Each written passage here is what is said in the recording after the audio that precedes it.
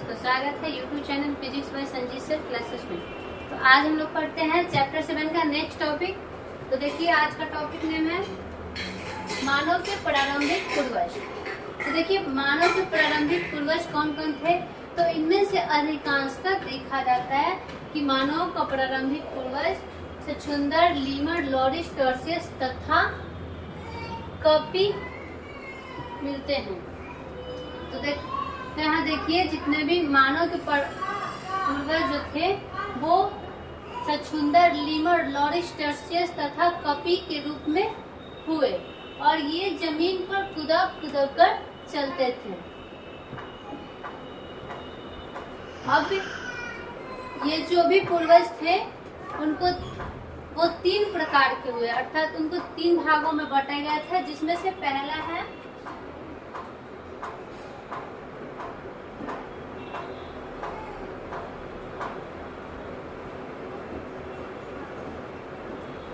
वृक्षास छछूंदर। तो देखिए, वृक्षास छछूंदर में क्या होता था, उनमें लीमर, लॉरिस, टर्सियस एवं चौथी दिशा में मानव के पूर्वज का विकास हुआ। तो देखिए, जो वृक्षास छछूंदर थे, अर्थात ये सब वृक्ष पे रहते थे, जिसमें से लीमर थे, लॉरिस, टर्सियस, ये सब वृक्षास छछूंदर के रूप में रखा गया इन सबको। और उसके बाद चौथी दिशा में मानव का विकास हुआ। तो देखिए, यहाँ ये लीमर है, उसके बाद लॉरिस तथा टर्सियस का विकास हुआ और अंत में मानव का विकास हुआ। तो देखिए, पहले लीमर, लॉरिस, टर्सियस ये सब वृक्ष पे रहते थे, इनको वृक्षास छछूंदर के रूप में, वृक्षास छछूंदर के भाग में रखा गया और इसके बाद चौथी अवस्था में जाकर मानव का निर्माण हुआ। दूसरा है बंदर वंश। तो देखिए, पहला तो था वृक्षास छछूंदर, लेकिन इसका दूसरा प्रकार है बंदर वंश। इसमें देखिए कि जो बंदर थे, इयोसीन युग के अंत में बंदर जाति का निर्माण हुआ, विकास हुआ। और उसमें क्या हो, उस टाइम का बंदर में क्या होता था कि पूंछ लंबी होती थी, अंगुलियां कमजोर होता था तथा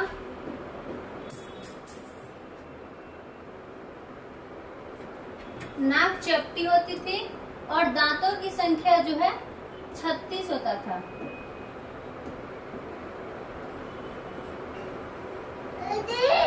तो देखिए, उस टाइम का जो बंदर था, जो जिसका विकास इयोसीन युग में हुआ था, उस टाइम का बंदर में पूंछ लंबी होती थी, अंगुलियां कमजोर होती थी तथा नाक जो थी चपटी हुआ करती थी और दांतों की संख्या 36 होता था। और ये सब लक्षण जो है मानव का विपरीत था, अर्थात वो मानव में नहीं पाया जाता था। लेकिन कुछ वर्षों के बाद यहाँ अफ्रीका में पाए जाने वाले बंदर का देखा गया। तो जब कुछ समय के बाद अफ्रीका में बंदर रहते थे, उन बंदरों को देखा गया तो उनमें क्या होता था कि नाक जो थी संकरी तथा अंगुलियों के पंजे पर नाखून हुआ करता था और उनमें दांतों की संख्या 32 होती थी, जो कि मानव से मिलता जुलता था। तो यहाँ जो इयोसीन युग में के बंदर थे, उनका कुछ ऐसा लक्षण था जो मानव से विपरीत था, अर्थात वो मानव में नहीं पाया जाता था। लेकिन जब अफ्रीकी बंदर को देखा गया तब उनमें ऐसे लक्षण होते थे जो मानव से मिलते जुलते थे, जिनमें देखिए उनकी नाक जो थी संकरी थी और अंगुलियों के पंजों पे नाखून हुआ करता था तथा दांतों की संख्या 32 होती थी। और उनमें एक और विशेष क्या था कि सांकेतिक स्वर की क्षमता पाई जाती थी, अर्थात उनमें जो था संकेत करने के लिए स्वर की क्षमता पाई जाती थी तथा मादाओं में मासिक धर्म पाए जाते थे। तो जो अफ्रीकी बंदर थे उनमें जो भी मादाओं थे उनमें देखा गया कि मासिक धर्म भी पाया जाता था। तो ये सब जो भी लक्षण है मानव से मिलते जुलते था। नेक्स्ट है तीसरा कपिवंश। तो दूसरा तो था बंदर वंश और तीसरा देखा जाता है कपिवंश। इसका विकास 3 शाखाओं में हुआ। जो कपिवंश था उसका विकास 3 शाखा में हुआ था, जिसमें से पहले शाखा जो था उसमें पहले एक शाखा जो वर्तमान शाखा थे वो गिबन में विकसित हुआ और दूसरे शाखा गोरिल्ला तथा चिंपैंजी का विकास हुआ और तीसरे शाखा में मानवों का विकास हुआ। तो देखिए जो कपिवंश है उनमें मानवों का विकास 3 शाखाओं में हुआ, जिसमें से पहले शाखा में गिबन का विकास हुआ, दूसरे शाखा में गोरिल्ला तथा चिंपैंजी का विकास हुआ और तीसरे शाखा में मानव का विकास हुआ। तो देखिए यहाँ ये गिबन है, उसके बाद गोरिल्ला का विकास हुआ तथा चिंपैंजी का और अंत में मानव का विकास हुआ। तो इस प्रकार से कपिवंश में विकास मानव का देखा गया। तो 3 वंश में हुआ था, 3 शाखा में। आइए अब मानव विकास से संबंधित पूर्वज। तो देखिए मानव विकास से संबंधित पूर्वज कौन कौन थे, तो उनका नाम यहाँ देखिए दिया हुआ है। पहला है प्रोपियोपिथिक्स। प्रोपियोपिथिक्स किस प्रकार के थे, तो ये कपि तथा मानव से बहुत अधिक मिलते जुलते थे। जो प्रोपियोपिथिक्स थे वो कपि तथा मानव से बहुत मिलते जुलते थे। दूसरा है लिम्नियोपिथिक्स। तो लिम्नियोपिथिक्स और उसके बाद प्रोकॉन्सल। ये प्रोकॉन्सल थे।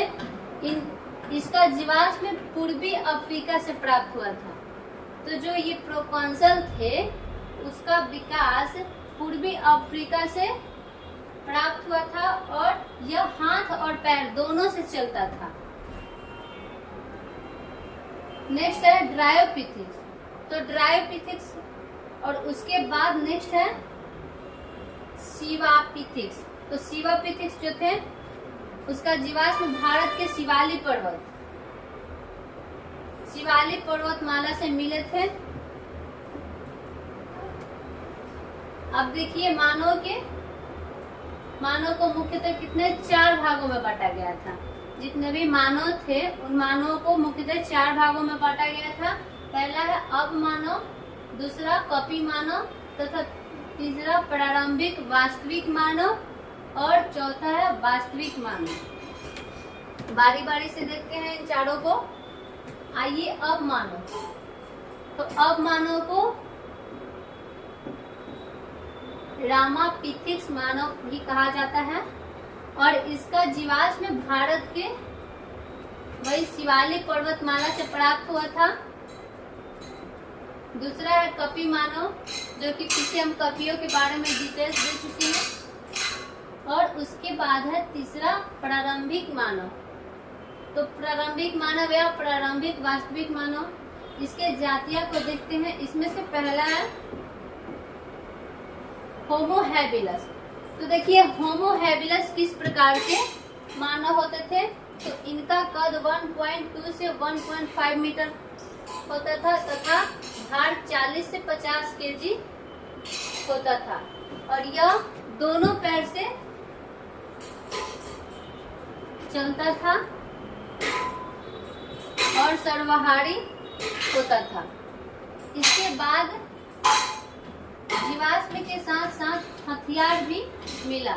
तो देखिए होमो हैबिलस में क्या हुआ कि उसमें जो होमो हैबिलस जाति के मानव थे उनका कद 1.2 से 1.5 मीटर का होता था तथा भार 40 से 50 केजी का होता था और वे दोनों पैर से चलते थे और साथ में वो सर्वाहारी भी होते थे और इनके जब जीवाश्म प्राप्त हुआ तो उन जीवाश्म के साथ में हथियार भी मिला था।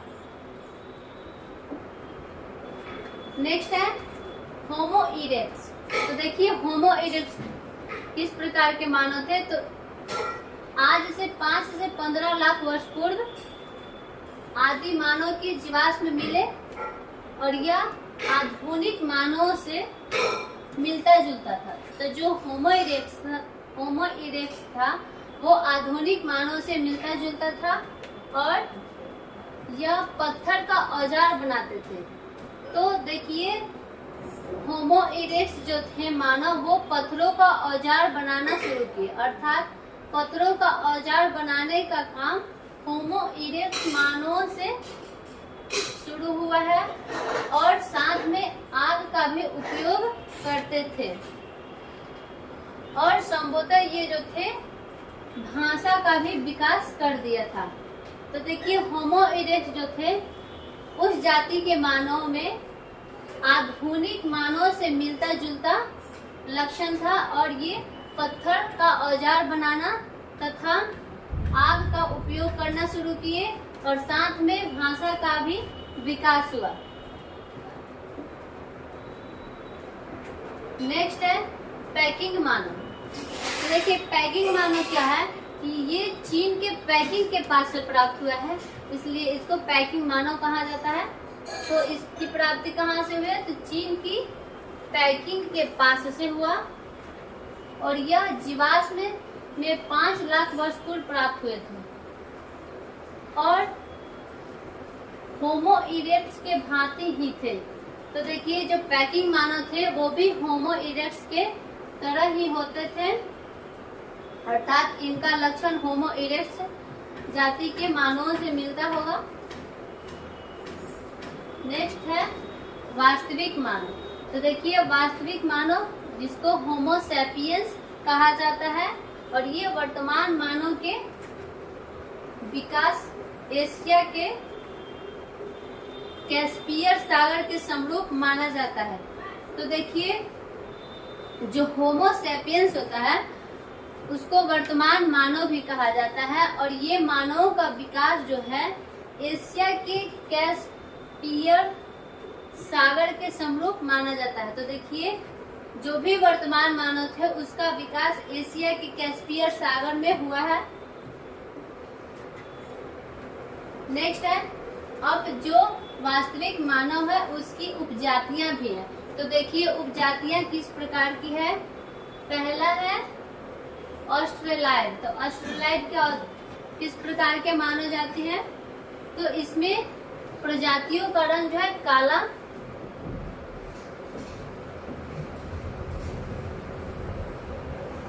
इसमें प्रजाति का रंग काला, शरीर लंबा, नाक चपटी तथा शरीर पर घना बाल,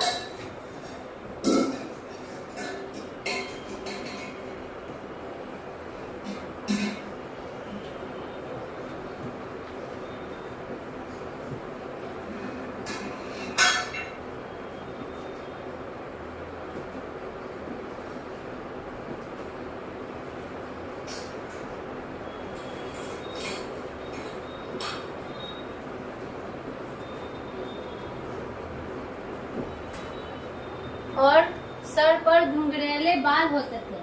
तो देखिए ऑस्ट्रेलाइड इसकी उपजातियां में पहला है ऑस्ट्रेलाइड। तो ऑस्ट्रेलाइड प्रकार के मानव जाति में क्या होता था, उनमें लक्षण देखा गया तो उनका रंग जो था काला, शरीर लंबा, नाक चपटी, शरीर पर घना बाल तथा सर पर घुंघरेले बाल होता था। नेक्स्ट है निग्रेट्स। तो निग्रेट्स में क्या होता था, तो ये उष्णकटिबंधीय प्रदेश में रहते थे और ये ऑस्ट्रेलिया से मिलते जुलते थे।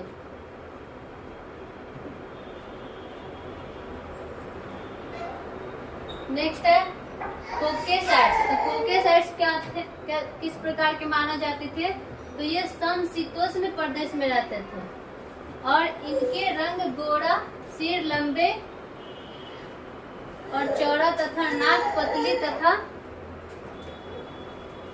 सर का बाल लहरदार हुआ करता था।